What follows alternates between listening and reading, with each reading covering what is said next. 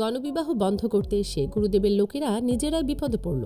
হ্যাঁ, এরকম একটা দৃশ্য হতে চলেছে আজকের গৃহপ্রবেশ ধারাবাহিকের এপিসোডে। শুরুতেই আমরা আশ্রমের গণবিবাহের স্থানে দেখতে পাই। সেখানে ভূমিকে নিয়ে যাওয়ার জন্য তার শ্বশুরবাড়ির লোকেরা হাঙ্গামা করতে থাকে।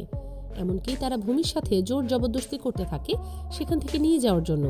কিন্তু ভূমি ভয় পেয়ে লুকিয়ে যায় এবং বলতে থাকে, আমি তোমাদের সাথে যাব না, তোমরা এখান থেকে চলে যাও। কিন্তু ভূমির শ্বশুরবাড়ির লোকেরা ভূমিকে হুমকি দেওয়ার চেষ্টা করে। পরবর্তীতে শুভ প্রতিবাদ করে এবং ভূমির শ্বশুরবাড়ির লোকদেরকে বলে তারা যদি এখান থেকে না যায় তাহলে তাদের বিরুদ্ধে অন্য ব্যবস্থা নেওয়া হবে। ঠিক সে সময় সেখানে আশ্রমের কর্মকর্তা পুলিশ নিয়ে হাজির হয় এবং তাদেরকে বলে এই লোকগুলো এখানে এসে ঝামেলা করছে এবং বিবাহ বন্ধ করার চেষ্টা করছে। তখন ভূমির শ্বশুরবাড়ির লোকেরা পুলিশকে বলে ওরা সব মিথ্যে বলছে, এরা আমাদের বৌমাকে জোর করে বিয়ে দিচ্ছে। পরবর্তীতে শুভ ভূমিকে সব সত্যি কথা বলার জন্য বলতে থাকে। তখন পুলিশ ভূমিকে জিজ্ঞেস করে তাকে জোর করে বিয়ে দেওয়া হচ্ছে কিনা। এরপর ভূমি ভয় পেয়ে তার শাশুড়ির দিকে তাকায় এবং ইশারায় মাথা নাড়িয়ে বলে যে তাকে জোর করে বিয়ে দেওয়া হচ্ছে। এটা শুনে তো শুভ অনেক অবাক হয়ে যায়।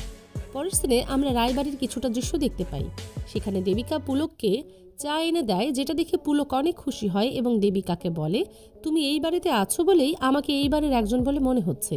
শুভ চলে যাওয়ার পর থেকে বাড়ির সবকিছু পরিবর্তন হয়েছে, সকালে এক কাপ চাও জোটে না আমার। তখন দেবিকা পুলককে বলে আদে আবারও শুভকে খুব তাড়াতাড়ি এ বাড়িতে ফিরিয়ে আনবে। এই কথা শুনে পুলক অনেক খুশি হয়। পরের সিনে আমরা আদিকে দেখতে পাই, সে ছদ্মবেশে আকাশের অফিসে ইন্টারভিউ নিতে গিয়েছিল।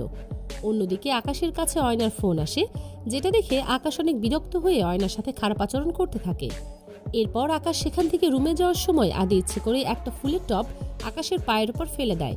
এতে আকাশ পায়ে আঘাত পায় এবং ছদ্মবেশে থাকা আদিকে বলে তুমি এটা কি করলে, আমার পায়ের উপরে এত ভারী টব কেন ফেললে। পরের সিনে আমরা আবার সেই আশ্রমের দৃশ্য দেখতে পাই। সেখানে শুভ ভূমিকে বলে ভয় না পেয়ে সব সত্যি কথা বলার জন্য। তখন পুলিশ শুভকে বলে আপনি জোর করে ওকে কিছু বলাতে পারেন না, ও তো সব বলল। এরপর ভূমির শ্বশুরবাড়ির লোকেরা ভূমিকে জোর করে নিয়ে যাওয়ার চেষ্টা করলে ভূমি আবারও তাদের হাত থেকে ছাড়িয়ে শুভর পেছনে লুকিয়ে পড়ে এবং বলে তোমরা আমাকে জোর করবে না, আমি তোমাদের সাথে যাব না, এখান থেকে চলে যাও। পরবর্তীতে পুলিশ ভূমিকে আবারও আসল ঘটনা জিজ্ঞেস করে। তখন ভূমির শ্বশুরবাড়ির লোকেরা পুলিশকে বলে ও ভয়ে এসব বলছে, বিধবা মানুষ কোথায় আমাদের ছেলের স্মৃতি নিয়ে বেঁচে থাকবে, তা নয় ওকে জোর করে বিয়ে দিচ্ছে।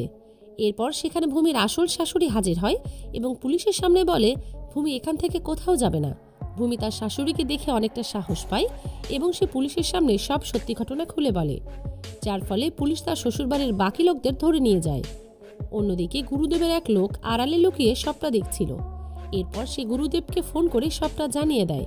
তখন গুরুদেব বলে আমি জানতাম এরকমটাই কিছু হবে, তাই আমি আবারও প্ল্যান সাজিয়ে রেখেছি, শুভলক্ষ্মীরা এবার কিছুতেই বাঁচতে পারবে না। শেষ দিনে আমরা আশ্রমের দৃশ্য দেখতে পাই।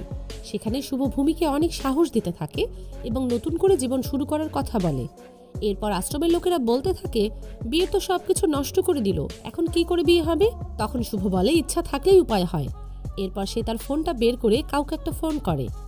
আজকের পর্ব এটুকুই, দেখা হচ্ছে আগামী পর্বে।